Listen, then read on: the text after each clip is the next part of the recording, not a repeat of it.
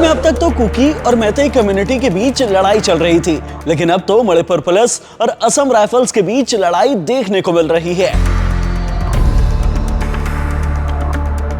यहां तक मणिपुर पुलिस ने असम राइफल्स पर 5 अलग अलग जगहों पर एफआईआर तक दर्ज कर ली है। लेकिन क्यों मणिपुर में 2 समुदायों की हिंसा के बीच पुलिस और सेना के बीच विवाद शुरू हो गया?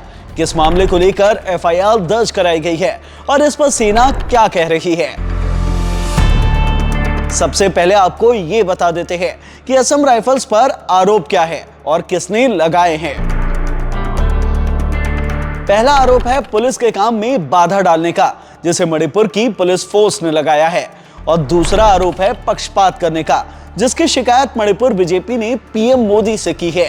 पहले मणिपुर पुलिस द्वारा लगाए काम पर बाधा डालने के आरोप के बारे में बात कर लेते हैं। मणिपुर पुलिस ने आरोप लगाया है कि जब पुलिस बिष्णुपुर के क्वाक्ता इलाके में हथियारबंद कुकी उग्रवादियों के लिए सर्च ऑपरेशन चला रही थी, तब क्वाक्ता वार्ड 8 में असम राइफल्स ने अपनी गाड़ियां रोड पर लगा दी, जिससे पुलिस का रास्ता रोक दिया गया और कुकी उग्रवादी वहां से भागने में कामयाब हो गए। इसे लेकर मणिपुर पुलिस ने असम राइफल्स के खिलाफ इन धाराओं के तहत केस दर्ज कर लिया है। अब बात करते हैं पक्षपात के आरोप का।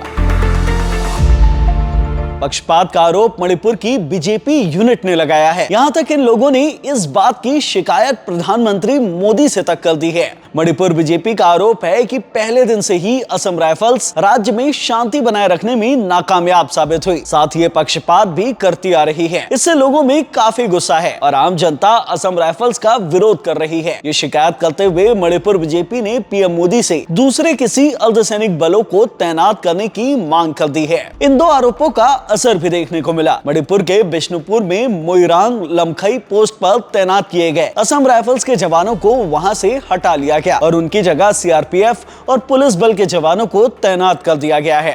लेकिन सवाल ये उठता है कि इन आरोपों पर सेना ने क्या कुछ जवाब दिया है? असम राइफल्स की ओर से अब तक तो कोई जवाब नहीं आया है, लेकिन भारतीय सेना ने इसे लेकर बयान जारी कर दिया है। सेना ने कहा, असम राइफल्स की भूमिका और इरादे पर सवाल उठाने की असफल कोशिशें की जा रही है। मणिपुर में जमीनी हालात काफी जटिल हैं और ऐसी स्थिति में अलग अलग सुरक्षा बलों के बीच कभी कभी मतभेद हो सकते हैं, जिसे तुरंत ही दूर कर लिया जाता है। आपको बता दें, मणिपुर 3 महीने से हिंसा की आग में जल रहा है। 3 मई को चुराचांदपुर में ट्राइबल स्टूडेंट यूनियन के द्वारा निकाली गई एक रैली के दौरान आदिवासी और गैर आदिवासियों के बीच हिंसक झड़प हो गई और अब तक यहाँ हिंसा जारी है।